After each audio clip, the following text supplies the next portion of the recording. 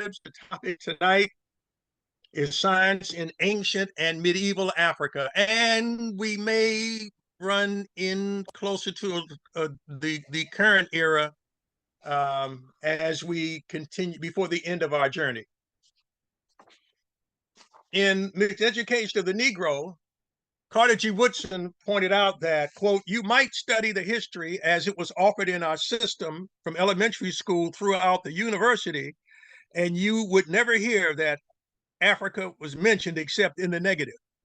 You would never thereby learn that Africans first domesticated the cow, developed the idea of trial by jury, produced the first stringed instruments, and the discovery of iron, which we now know was discovered about the same time that it was in Europe. You would never know that prior to the Mohammedan invasion about 1000 AD, these natives in the heart of Africa had developed powerful kingdoms, which were later organized as the Songhai Empire on the order of the Romans and boasting of similar grandeur. And again, most of that quote was from Carter G. Woodson and the Miseducation of the Negro.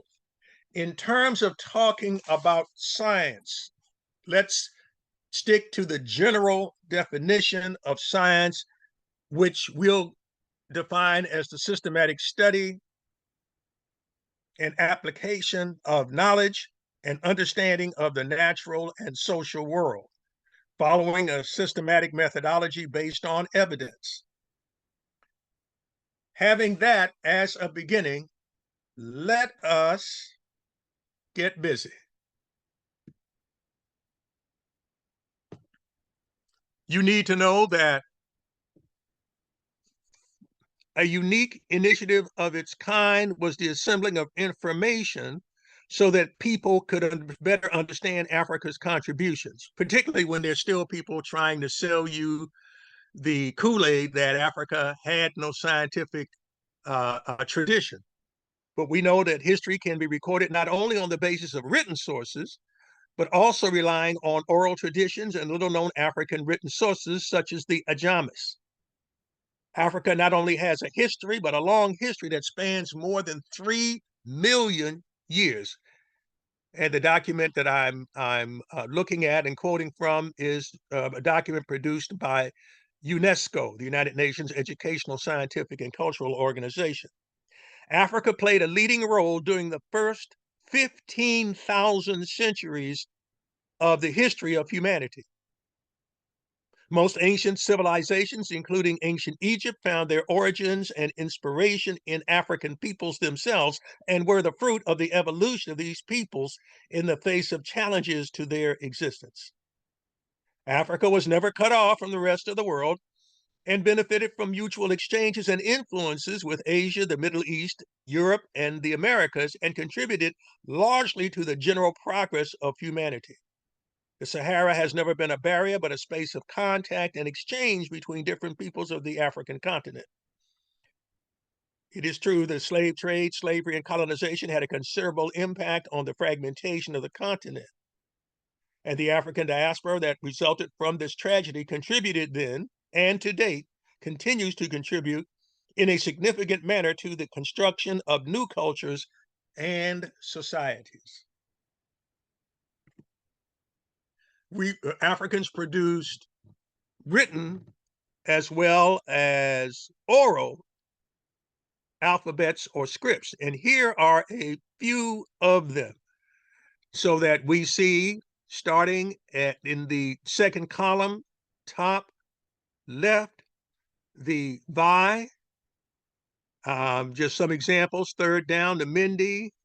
Fourth, the Loma, the Kapele from Liberia, the Bama, the Bamoon from Cameroon, the Juka, the Manding, the Wolof.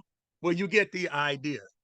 So we were not raiding in darkness and ignorance for either the Arabs or the Europeans to show us how to conduct it. In fact, as you look at this particular headline from the London Daily Mail, ancient Africans were the first nerds. Birth of technology traced back 70,000 years to the continent's southern tip.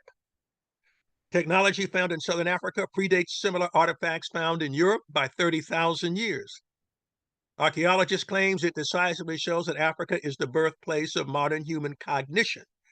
And these findings debunk widely held belief that modern human behavior originated in Europe 40,000 years ago.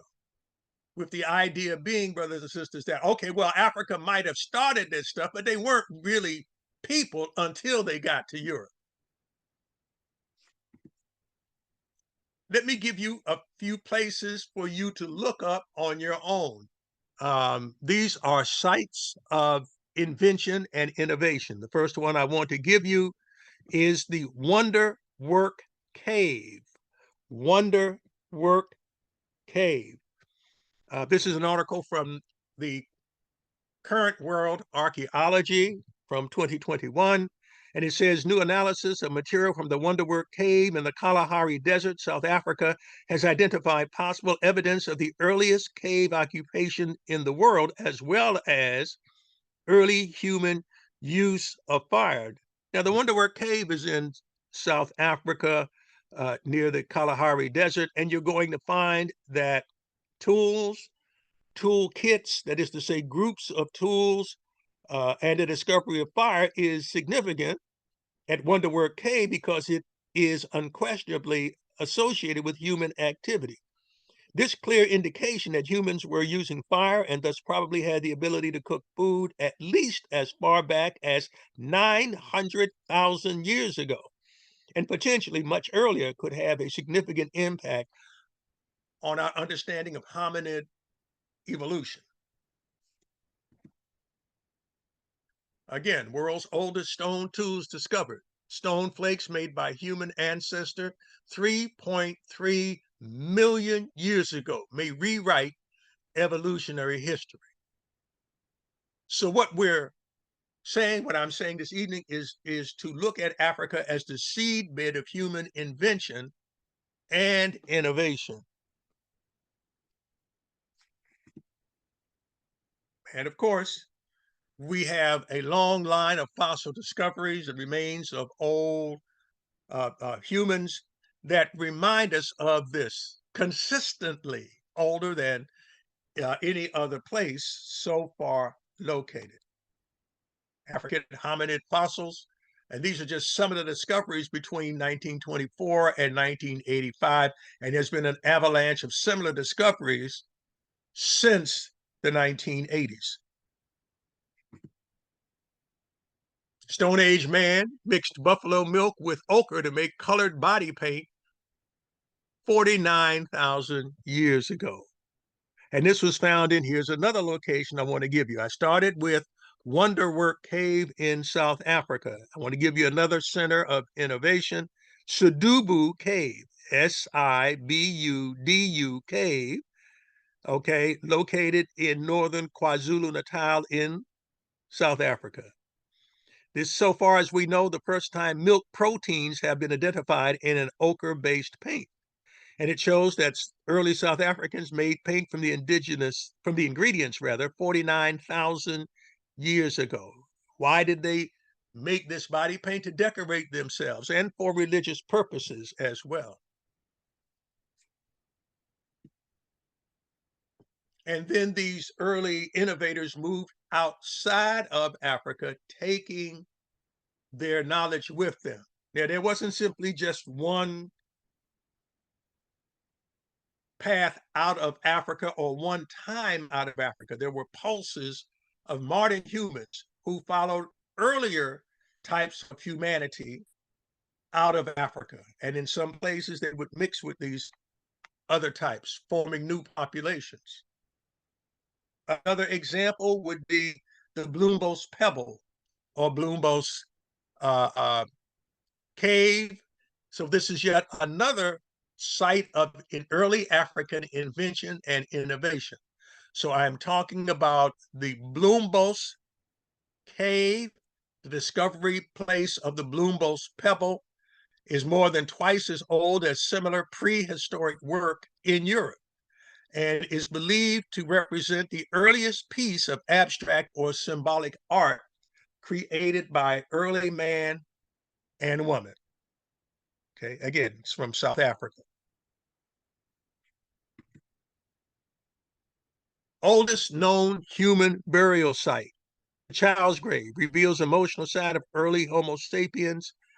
The name that the archaeologists have given to this is Umtoto, which means child in Swahili. So we now have the discovery of the oldest known human burial site, a child's grave in a Kenyan cave, sheds new light on the emotional life of early Homo sapiens. Scientists announced this month that they had found the site dating to about 78,000 years ago, when a youngster they have nicknamed Umtoto, or child, was buried in a cave called Panga Ya Saidi near the Kenyan coast. Panga Ya Saidi is yet another center of prehistoric African innovation, this time in Kenya. This time in Kenya. Now, the fascinating thing about the oldest known human burial site is that already we have um, something that contests that discovery and makes it seem as though it might be young, even if it is in fact 78,000 years ago. For we have a new human species that has just been discovered, and it is called Homo naledi. Homo, Homo, naledi, Naledi. The National Geographic describes these people as baffling small brain members of the human family tree, and their burial practices would predate the earliest known burials by at least 100,000 years. So no sooner than we get one thing we think nailed down, then there are miraculous discoveries that take it even further. So again, when we look at the oldest known human burial site, and we're talking about a cave in Kenya about 78,000 years ago, we now have the very latest uh, evidence of burial practices going back at least 100,000 years ago through a distant cousin of Homo sapien, and that is Homo, Homo, naledi, Naledi, Naledi.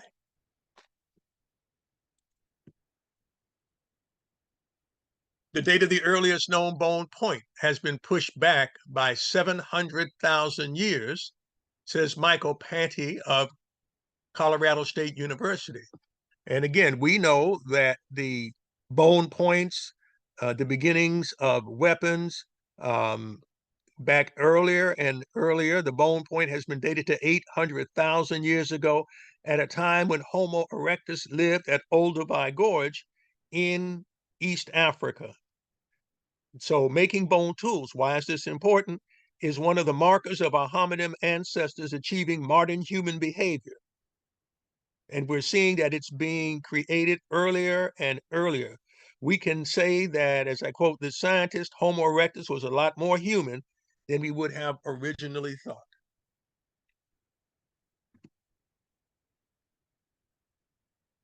We move now to another place in Southern Africa, and that is Swaziland.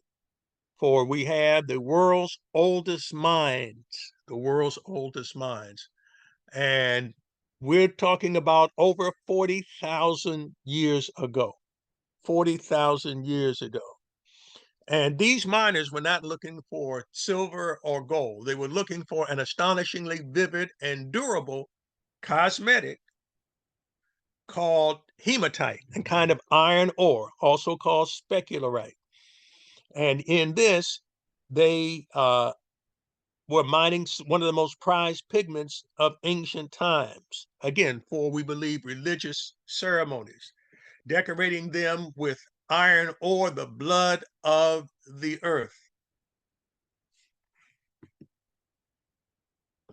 In farming, we believe that archaeologists originally believed that food production developed worldwide, much the way it did in the quote unquote Near East. But recent genetic studies and excavations in Africa suggest that the patterns of domestication there were strikingly different.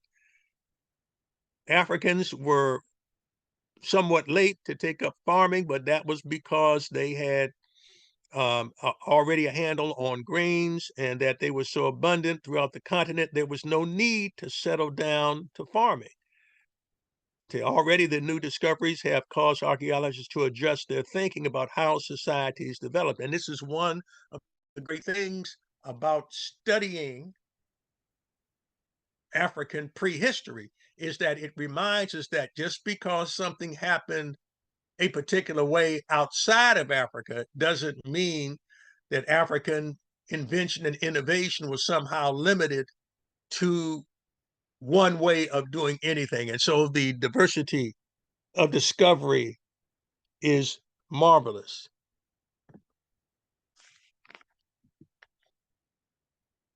Early use of poisons. Lubombo Mountains, KwaZulu-Natal, South Africa. And we find not only the mixing, if you will, of poisonous substances to arrowheads, even as the modern day hunter-gatherers called the San or Kung San in Southern Africa do today, but they also took a look at ostrich shell, eggshell beads, wooden digging sticks, and notch sticks used to apply poison to arrowheads. I mean, this is amazing for a continent and a group of people who seldom get credit. And we find the examples continue to spread to ripple outwards. Here is a treatment for back pain. Halt back pain, back aches with this African herb. It's called devil's claw because of the tiny hooks on the end of the plant. But the roots of the plant have unique pain relieving compounds that Africans in the Kalahari have used for thousands of years. Again, it's called devil's claw. You may, if any of you have good memories from just a few years ago, a diet supplement that was all the rage was Hoodia, which also came from the Kalahari Desert, pioneered by early Africans. And it was the thing to take probably about 10 or 15 years ago to reduce hunger. One that has made its way and steadfast stays near the top of what's sought after is a Zulu remedy. Umka. Okay, breakthrough natural medicine, clinically tested, concentrated drops and flavored syrups. Which you can get at your local supermarket or drugstore. A cold cure that comes out of the Zulu peoples of South Africa. And it shortens duration of throat, sinus, and bronchial irritations. It's actually a distillation of a plant called Pelargonium sidioides. Okay. Here's another one from the motherland. And yeah, no, the Africans are not getting paid for their discoveries. Kana boosts brain health. It's a succulent plant used in Africa for hundreds of years for brain health. Claims that Kana helps with mood balance, executive function, cognitive ability, and resilience to stress now are supported by scientific studies. And yet the contributions of Africans were dismissed in books and in movies. How many of you recall in the Tarzan films, the witch doctor who never got it right, whose treatment was based on superstition, when in fact history provides us with numerous examples of African societies that got the treatment of injuries and illnesses correct. And here's another one to add to your list, Kanna, Kanna.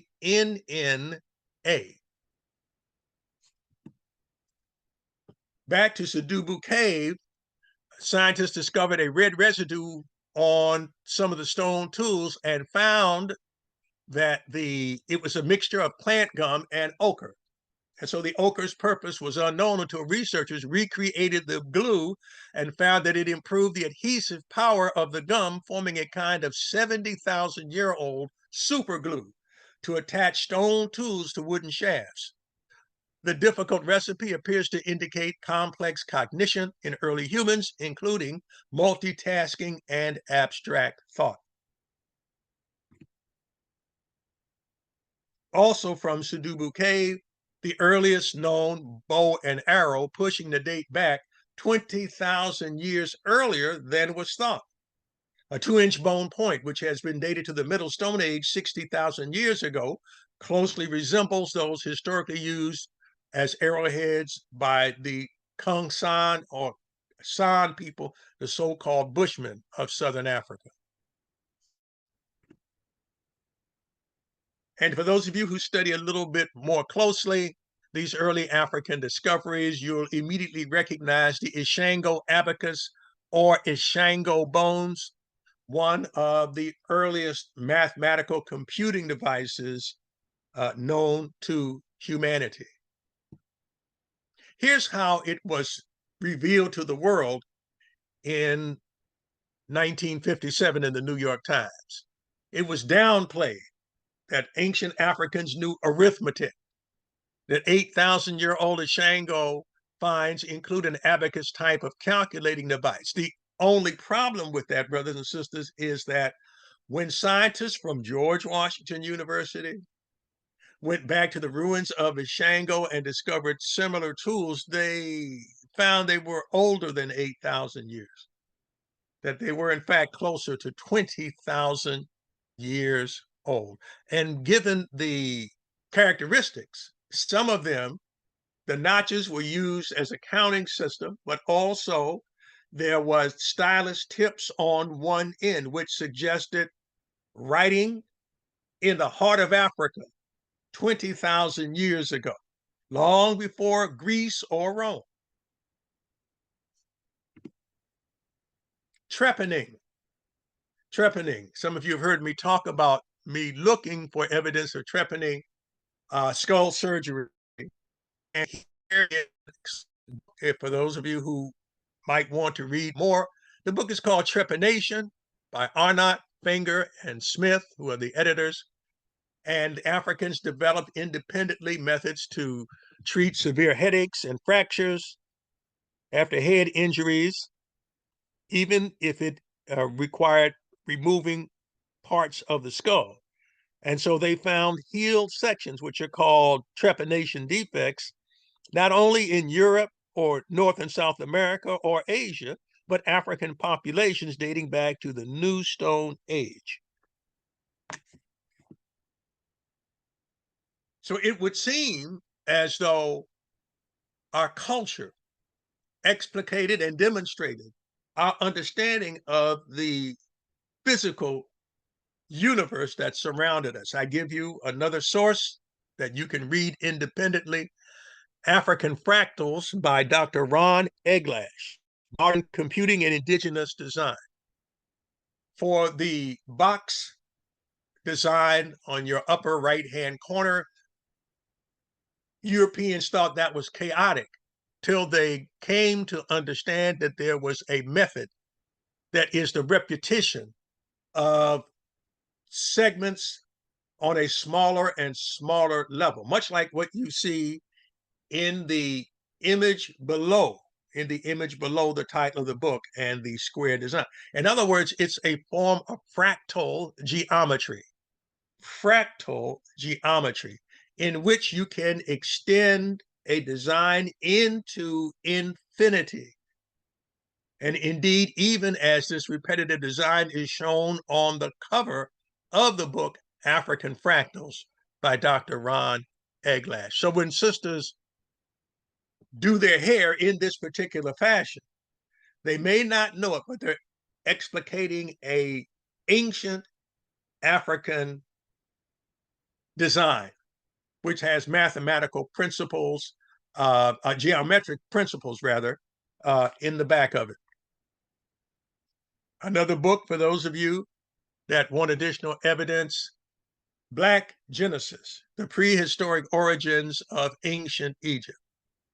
For too many of us, we assume that the ancient Egyptians either came down from outer space or were somehow migrated and went off course from Europe and landed in Africa. No, that was not the way it is. And we see the prehistoric origins of ancient Kemet, the world's first nation state, in the Sahara Desert.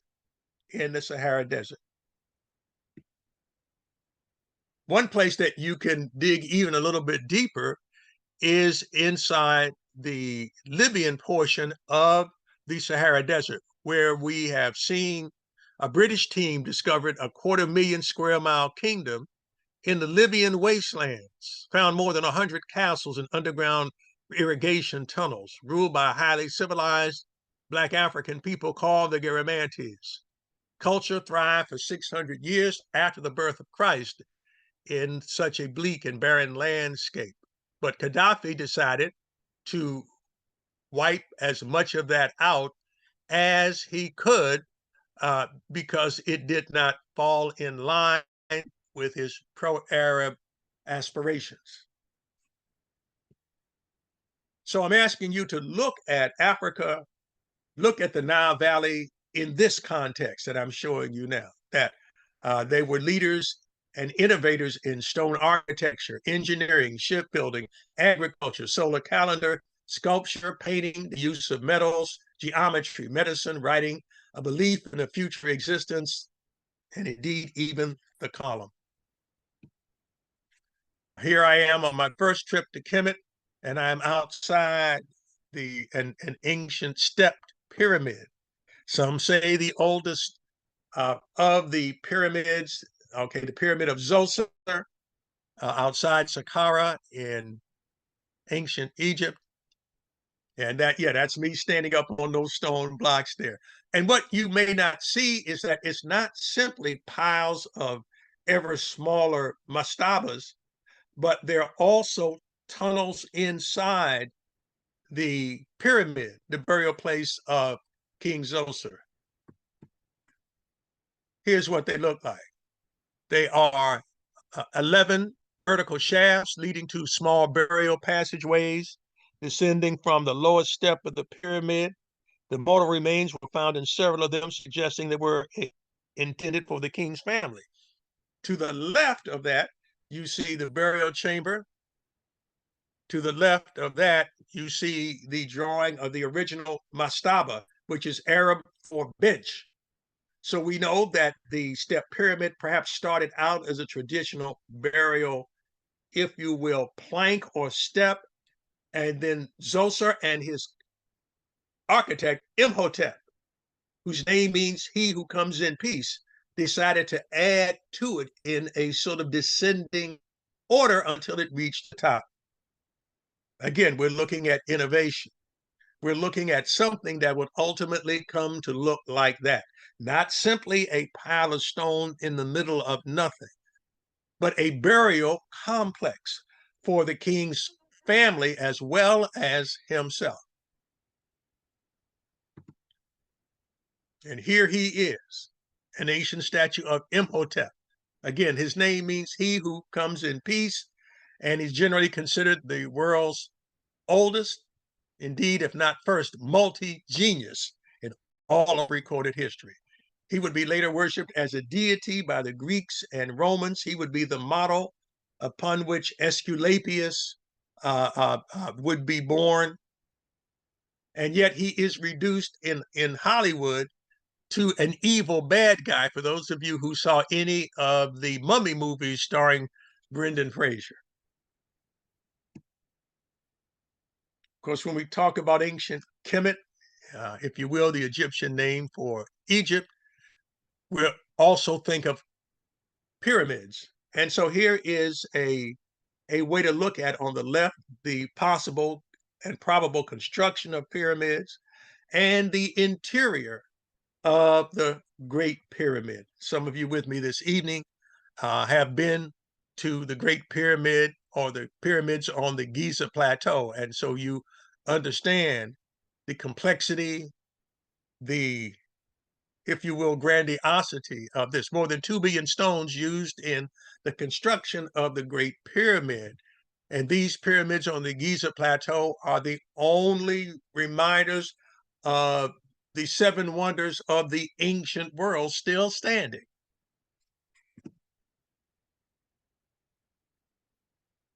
Did the Israelites build the pyramids? The answer is no. The answer is no. And I give you as proof for those of you who want it. This is an article from Biblical Archaeology Review, spring 2020. And here's what it has to say. Contrary to popular perception, the Bible does not claim that the pyramids were built by the Israelites. Most pyramids, and certainly the famous Giza pyramids of the Old Kingdom, were built hundreds of years before the time of Abraham. Furthermore, archaeological sources reveal that the pyramids were built by native Egyptians who specialized in stone brick construction. So I know you may have seen the movie The Ten Commandments with Charlton Heston, but that's not, Hollywood's not the best place for you to get your history. And as we look over these artifacts, we are tantalized, we're surprised, and particularly when something like this is run across. Drawing the long straw, painted on a limestone funerary stele, the scene shows a Syrian mercenary and his wife, Tortura, and Abura enjoying beer or wine, y'all, through the straw. I know you probably thought that Starbucks invented the straw, but no, we have evidence that its genesis goes back thousands of years.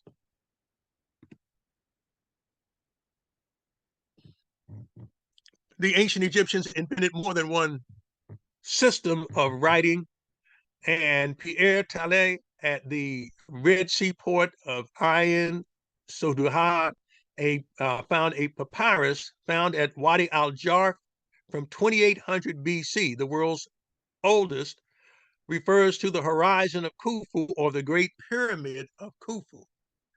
It is believed that the stones that comprise the pyramid were brought by water from the place where they were quarried at Tura. And this is a document that demonstrates that that appears to be correct. And so they were taken by water and brought to the construction site. And no, they were not leveraged into place by alien means. What the experts have found now is that the tens of thousands of laborers at the pyramid relied on shipments from the Red Sea and beyond, that they also made use of domesticated donkeys, not camels, and that the Giza Plateau had, and take a look at the image on the bottom, it says a harbor in the desert. A harbor in the desert. They weren't crazy. They knew that you better work smarter than harder.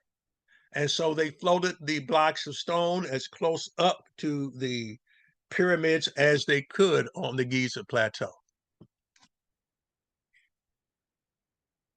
So there were ancient dry docks. We know what the boats looked like. We found evidence of them buried at the base of the Great Pyramid.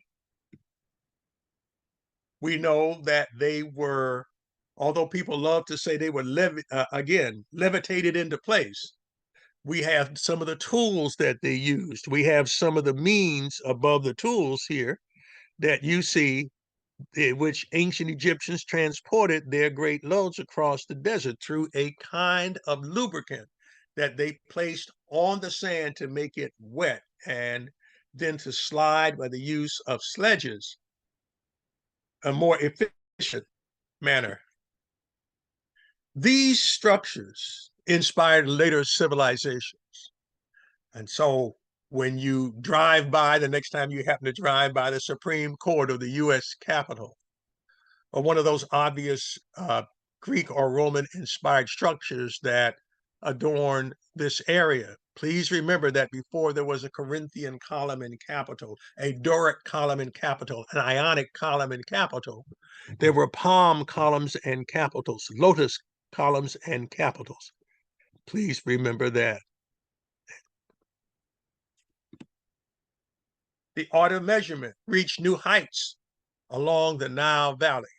And we can demonstrate this simply by watching how the people of the Nile Valley took care to develop measuring and weighing systems that allowed them to accomplish works of architecture that still stun us today. The art of measurement, the drawing of the line, which is the casting of a rope to mark out the size of these ancient buildings. I just mentioned weighing and measuring. And what's about ready to be weighed is not, these are not donuts in that basket in the center. These are gold ingots, but they're round rather than the rectangular ingots that you see in the movies all the time. And if you don't know the weight, how can you find the weight of something that you don't know?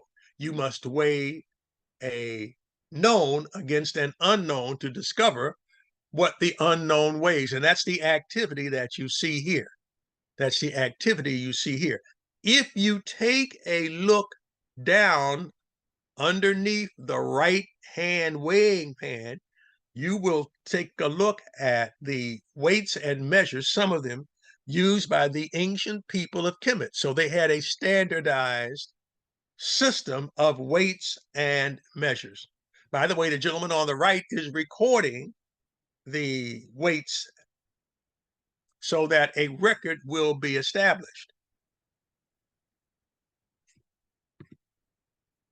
The 5th century Greek historian Herodotus suggested that cranes were employed to lift the blocks of the Great Pyramid in the same way that the shadow seen in a tomb painting from Deir el Medina, not that far away, was used to lift water for irrigation.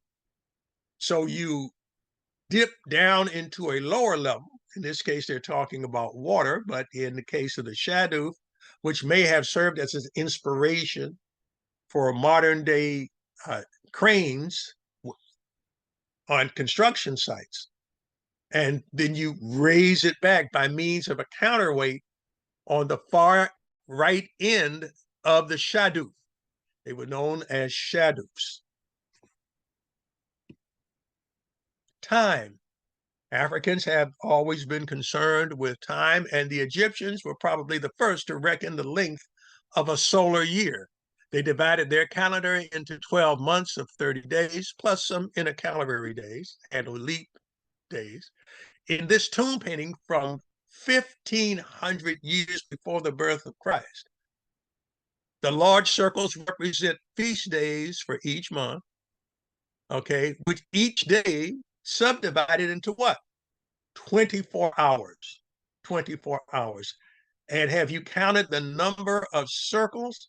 1, 2, 3, 4, 5, 6, 7, 8, 9, 10, 11, 12 circles. So we've got hours working, and we have months and days working here at 1500 BC.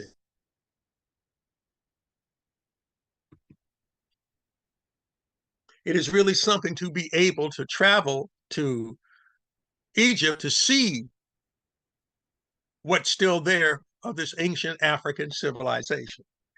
Here we gaze upon the tomb of the female king Hatshepsut. We've gone up. I see Brother Jerome is with us. He's gone up those same set of steps in which you, in the Valley of the Kings, by the way, in the Valley of the Kings, and you will see as you walk behind those columns evidence of an ancient journey. Here's another shot of the tomb of Pharaoh Hatshepsut. It's, again, breathtaking to see this.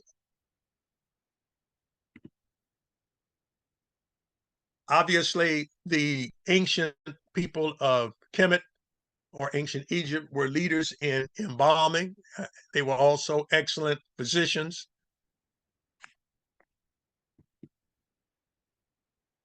If you've had the good luck to visit the Temple of Hathor at Dendera in Egypt, on the edge of the Sahara Desert. You already know that this is a Ptolemaic, a Greek period temple,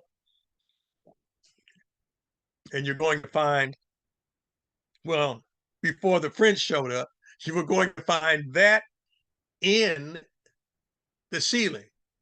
Now there's just a monochrome copy, but if you got there before the French, let's see if you can, I'll give you a few minutes to tell me what it is you're looking at in the heart of this illustration.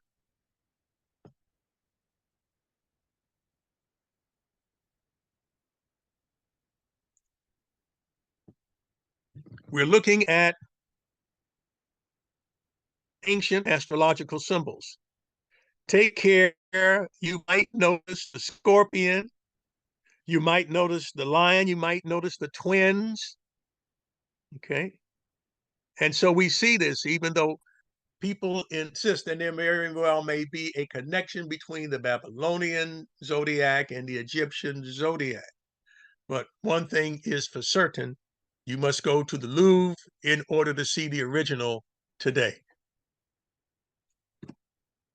I mentioned a few minutes ago that they found ancient Egyptian vessels buried in pits in front of the Great Pyramid. Here's one of the ones that they found that was reassembled by modern day Egyptologists.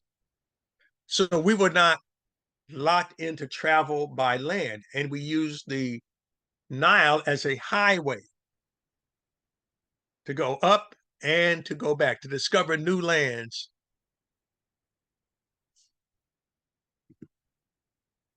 In ships that, when built today, were fleet sailing vessels. Nearly 3,500 years ago, the female pharaoh Hatshepsut ordered 5 trading ships built for a voyage over the Red Sea to the legendary land of Punt. Now, Florida State University maritime archaeologist Cheryl Ward has plied the same waters on a similar vessel, a 66-foot-long, 30-ton reconstruction of an 18th dynasty vessel called Men of the Desert, in honor of the powerful Egyptian fertility god, commemorated in stelae and shrines at the Middle Kingdom lagoon site of Mersa Gawasis. The ship was partly based on a detailed relief depicting Hatshepsut's fleet in her funerary temple, which I just showed you. The world's oldest port, the remains of which are still in ancient Egypt, Wadi al-Jarf. I mentioned it just a moment ago. While excavating an underground storage system cut into bedrock nearly 110 miles south of Suez and close to the Red Sea, archaeologists discovered the fragments of boat, ropes, and pottery dating back to the time of the building of the Great Pyramid, the 4th dynasty, King Khufu or Cheops, okay, roughly 2,500 years before the birth of Christ.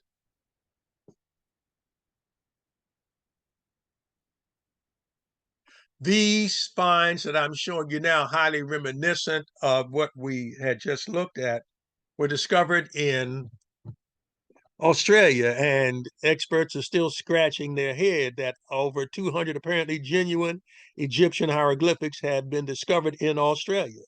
They tell the story of the tragic end of a stranded, injured, shipwrecked crew of sailors from the 3rd dynasty, whose captain was named Lord Djesseb.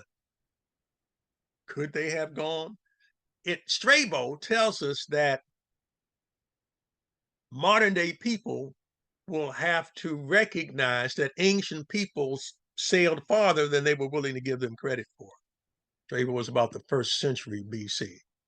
And even the alphabet that we use today was born from Medu-Neter or hieroglyphics. Now, I know there are going to be those of you who won't believe me, so I give you Biblical Archaeology Review, March, April 2010, volume 36, number 2, so that you may look upon it yourself. But we can trace several of these symbols from the Medu-Neter, from the writing system of the ancient Egyptians, down through the Greeks. And for those of you who don't believe me and are taking notes, here we go again. There is a book I would commend to you for your inspection called Alphabetical: How Every Letter Tells a Story. It's written by Michael Rosen.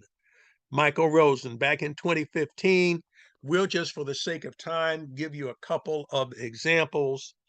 The H, for example, based on Egyptian hieroglyphics of a fence. It's one of the most controversial letters in the English language. The breathy sound associated with the letter made academics argue that the letter was unnecessary.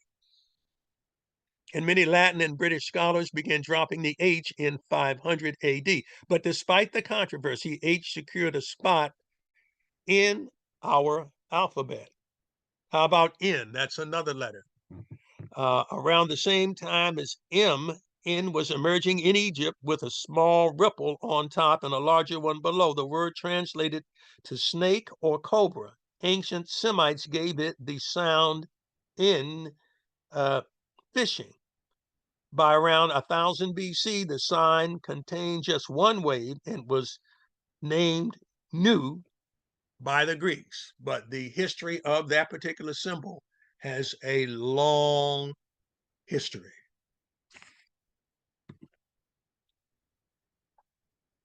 Empires rise and fall.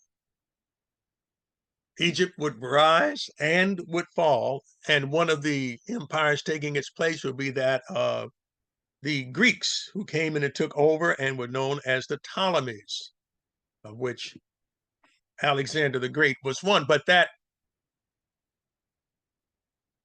heritage was not forgotten because there were too many examples in Kemet or in Egypt itself, one of them being the world's first great research library in a place called Alexandria, founded by Alexander the Great in 331.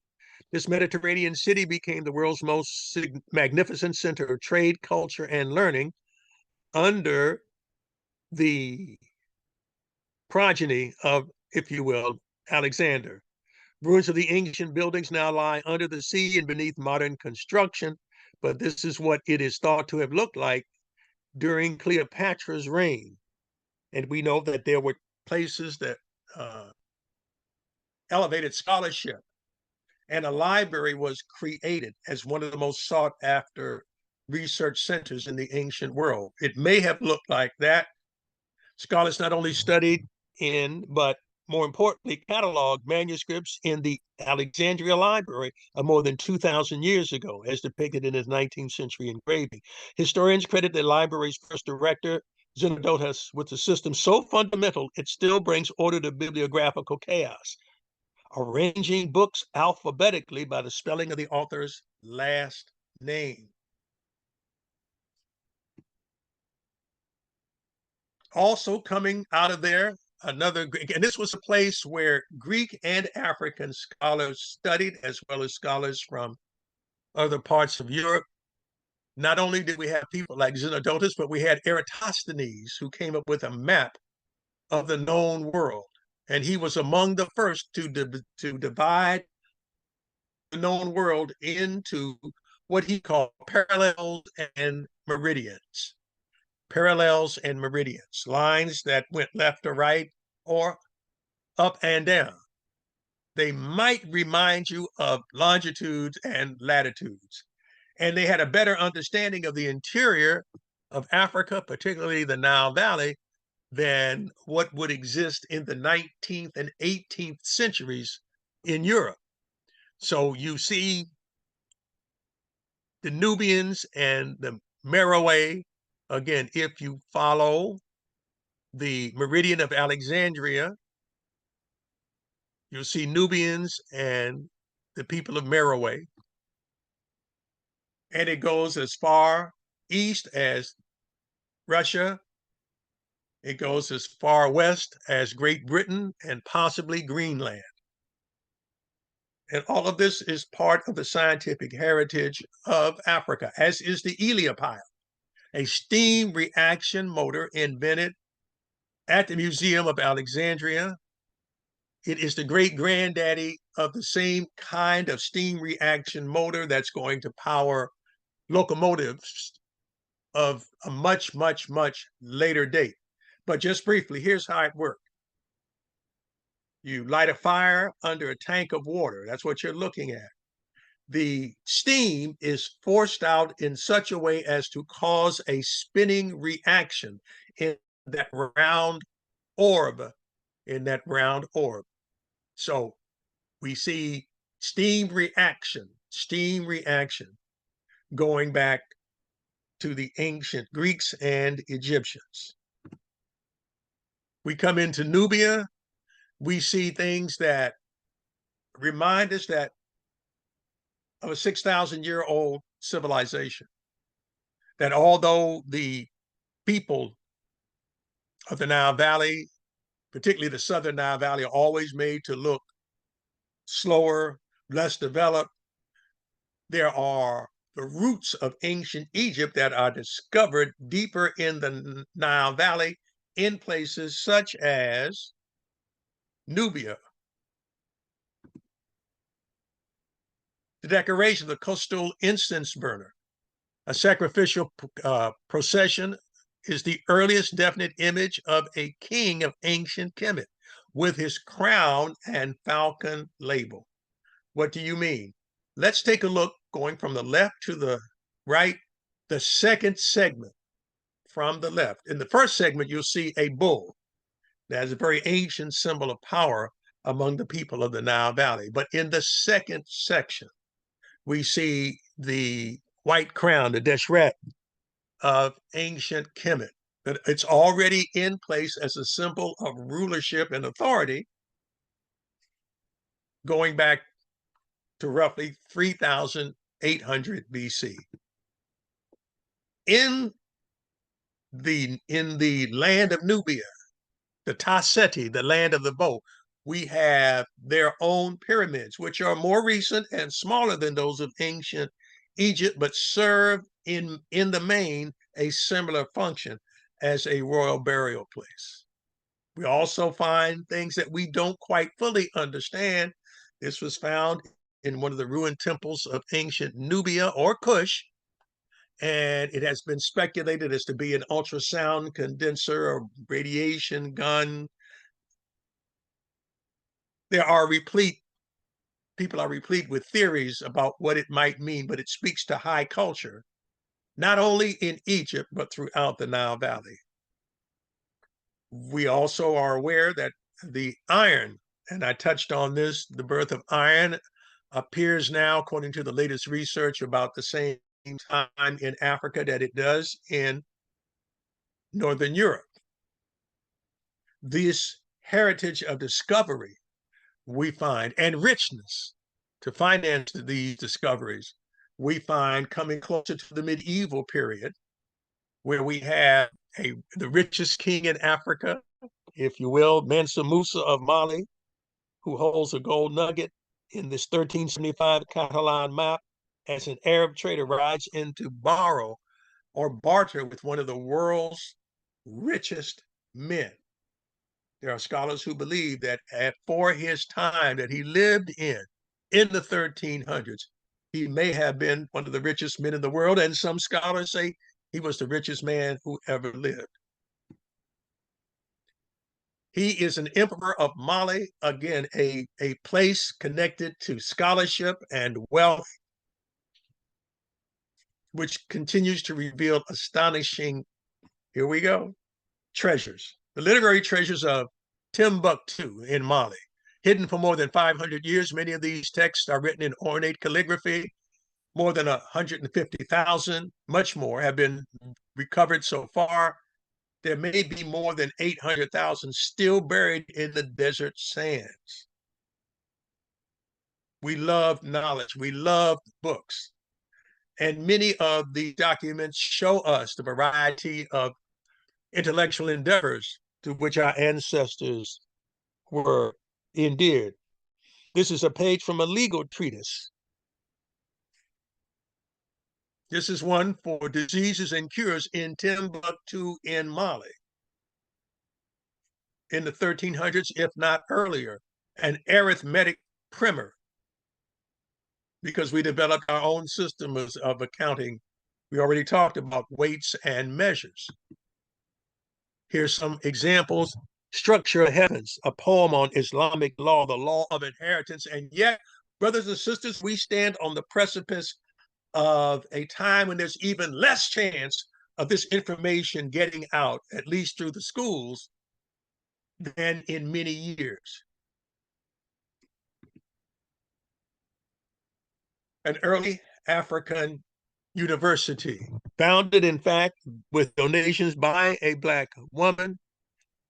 This is in Timbuktu, the University of Sankore, and this is a modern shot of the same building.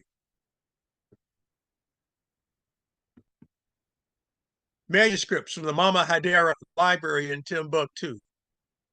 These are not simply ornamentations, empty ornamentations, but they have cultural as well as astronomical significance. When you see the half moon and you see these other symbols. We have documents that discuss mathematics and astronomy, that explicate on mathematics, astronomy, optics, physics. For those of you who need a book, I give you Astronomy of Timbuktu, Thebe Mudupe and the Timbuktu Science Project. Because although many of your children and grandchildren are encountering STEM, we cannot be sure that they will encounter African STEM. They may learn about the Greeks, they may learn about the Romans, they may learn about early Europeans, but we cannot be sure that they will discover science as practiced, as proven by people that looked exactly like them. Timbuktu manuscripts to go on view in Brussels. We've got to demonstrate this heritage. We must show through collections, online, and in person that these Africans did it and that many of the world's foremost scholars were Black. For example, for those of you who need a name, Ahmed Baba. Ahmed Baba. During the Moroccan invasion, Ahmed Baba was kidnapped and exiled to Morocco for 14 years. His name was associated with the finest learning in the Islamic world. The history of Morocco.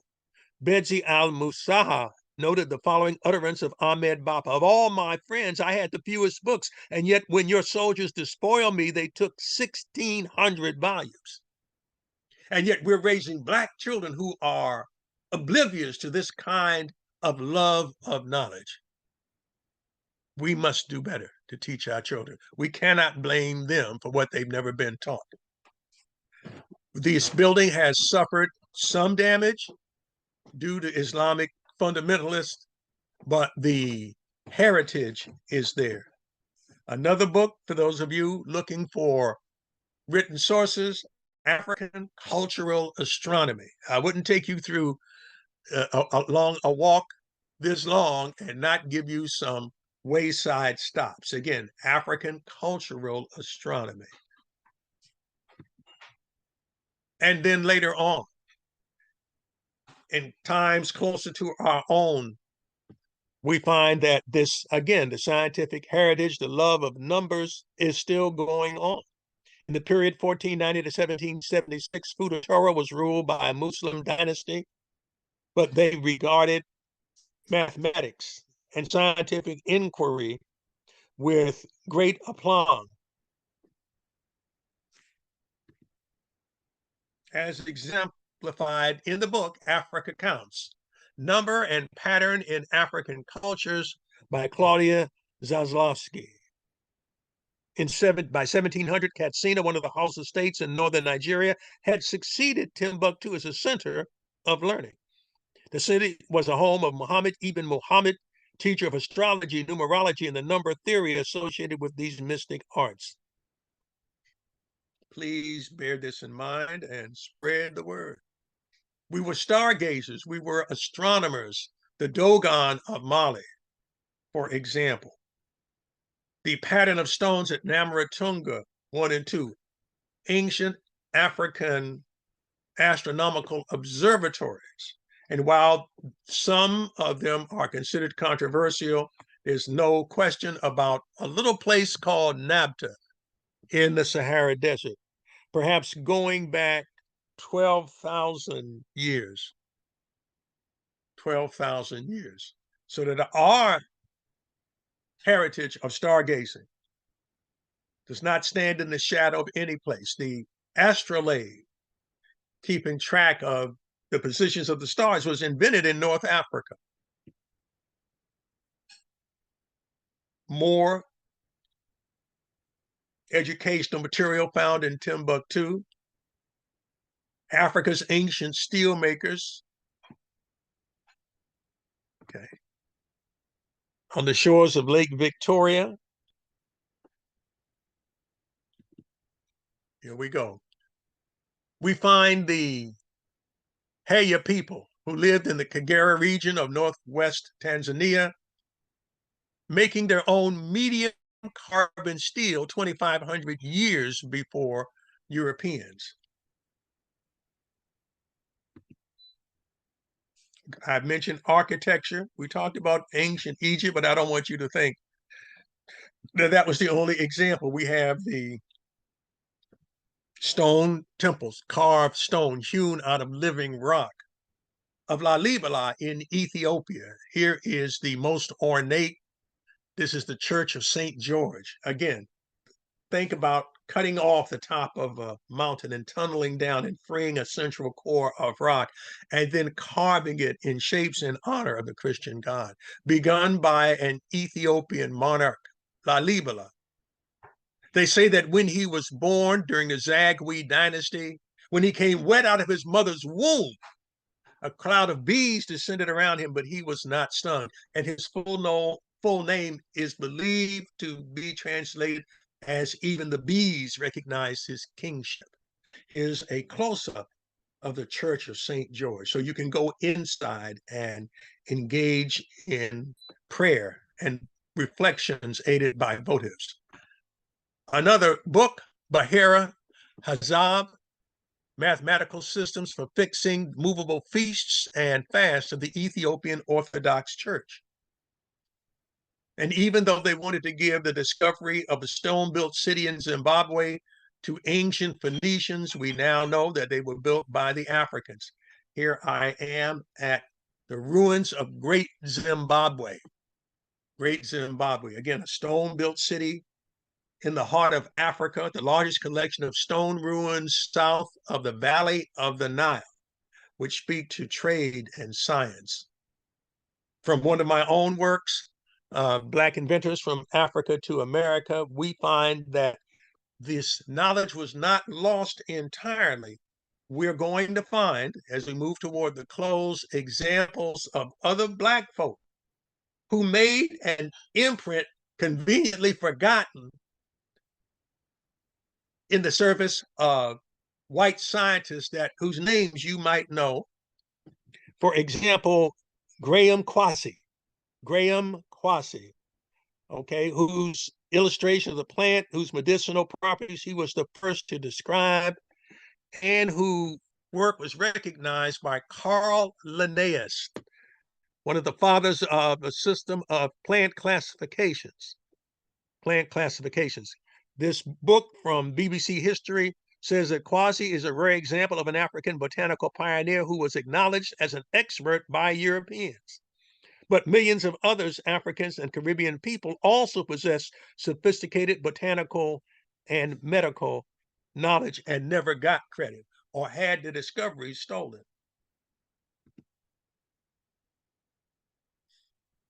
Most recently, people were astounded to understand that a man regarded as a major force in the English Industrial Revolution had stolen his best known innovations from Black metallurgists in Jamaica. His name was Henry Court, and this occurred in the 1700s. He even named the process after himself. It takes low-quality iron ore and transforms it from brittle, crumbly pieces into much stronger wrought iron bars. The transformation is cheap, but allows for mass production and made Britain the leading iron exporter at its time.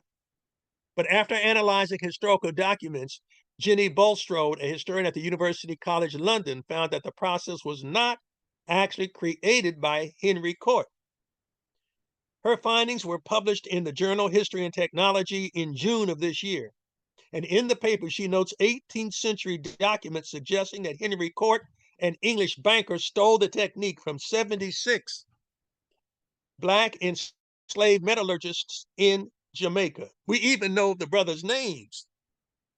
The paperwork tells us about Devonshire and Mingo's son Friday and Captain Jack and Matt and George and Jimmy and Jackson and Will and Bob and Guy and Kofi or Cuffy and Quasi.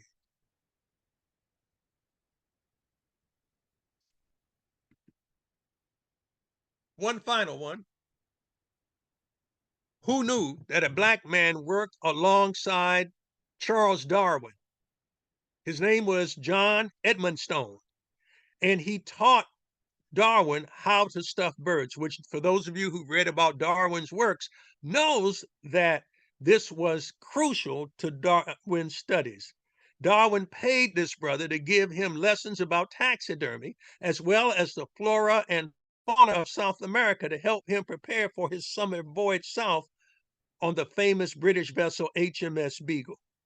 Now, Darwin used the techniques he learned from John Edmonstone to preserve the finches he caught on the groundbreaking expedition, which in turn led him to develop his earth-shattering theory of evolution. Now, in his memoirs, Darwin, thank goodness, mentioned Brother Man. He gave, quote, he gave me lessons for payment, and I used often to sit with him, for he was a very pleasant and intelligent man. Not very many people know that a Black man taught Charles Darwin such a critical skill. African scientists are finding cures for AIDS and Ebola, even as we talk about it. Ethiopia, despite being ridiculed by European countries, is resuming its interest in space observation and one-day exploration. And so I end with this quote from the Black scientist, astrophysicist, Neil deGrasse Tyson. Science distinguishes itself from all other branches of human pursuit by its power to probe and understand the behavior of nature on a level that allows us to predict with accuracy, if not control, the outcomes of events in the natural world. Science especially enhances our health, wealth, and security, which is greater today for more people on Earth than at any other time in human history. Brothers and sisters, we've got to let the world know. It's going to be quite difficult, but if, as a beginning, if you see your young people studying STEM and nobody in the curriculum looks like you or them, now you know where to begin. And you can begin by looking up African science. I want to thank all of you for, if you will, tuning in today. I deeply appreciate your interest. And I want to, again, thank all of you. You don't know what it means to have people that are interested in this critical line of inquiry. So I will thank you. And for those who have any questions, I will take a few minutes to answer them, if you would.